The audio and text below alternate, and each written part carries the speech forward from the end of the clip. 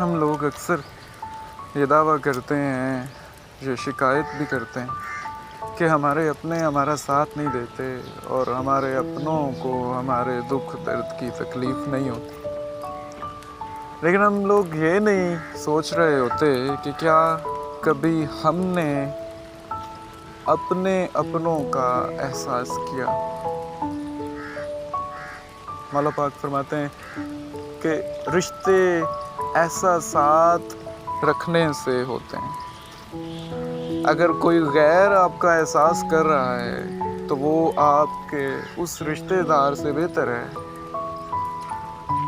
جس کو آپ کی فکر نہیں، تو وہ غیر آپ کا اپنا بن جائے گا اور وہ رشتہ دار جو آپ کو اگنور کرتا ہے وہ غیر بن جائے گا، حالانکہ سگا رشتہ دار۔